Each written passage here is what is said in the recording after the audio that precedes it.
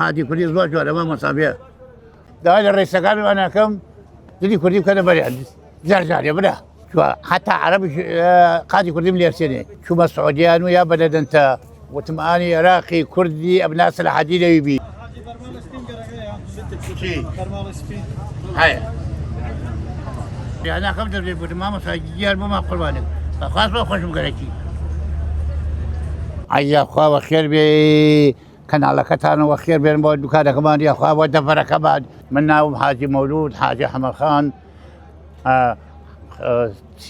دەوەدویەکەوە خەڵکی سێدارم خەڵکی دەبەنی خانم ئەوە چ ساڵە 45 ساڵە هەم لە کەلارە قاتی کوردی فڕۆشم لە 92 تا ئیسا قاتی کوردی زۆر جوانە مە مەسابێ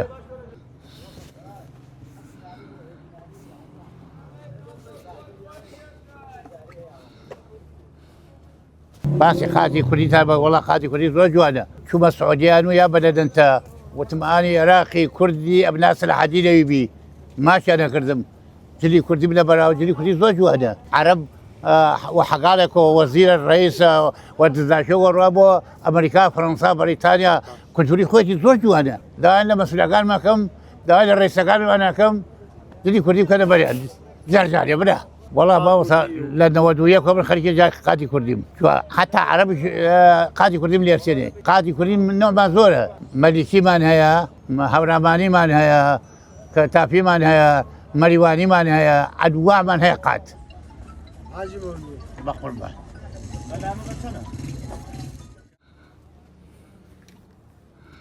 مەجەمەرەی جوان بشکی کڵاو ئەمە بشکی جوان ئەمە داوبەیی ئەمە جافی ئەمە باجەڵانی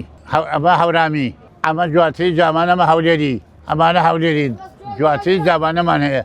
ئەمە قاتی کوردی ئەمە قاتی بناڵ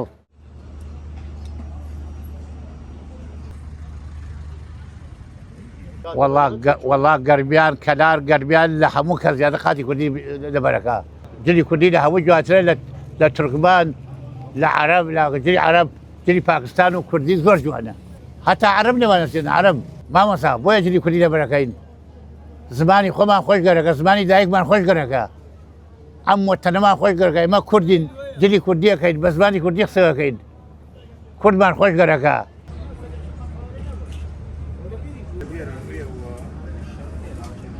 پێڵەن قاتی مەلیکی مەلیک مەحموود ئەو بیستووە ئەمە لە قاتەکەی بنیم گەورەمان هەیە بچووکمان هەیە وەسەدمان هەیە مناڵانمان هەیە هەموو نەوەیەکمان هەیە هەرزان سیعی جوان ئەمە هێن ئەمە کەتافی هەموو نەوەیەکمان هەیە جوانترین قات کوردیە تۆ هەتا جاری قاتی کوردی نەکەی ئەگەر کوردیشی چوزاوی کوردیە عەربی چوومەتە سووریا وەچەوە جودی بوومە ئەم جلە منە بێرانوە ئەم جلە چییە وتۆ جلی کوردیە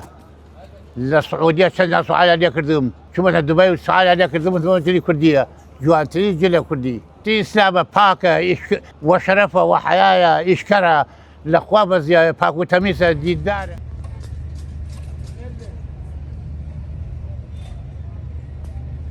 ئەمە هەموو کەسێک سەرێکای مەلایە حاجیە هی سۆفیە هەموو مسلمانە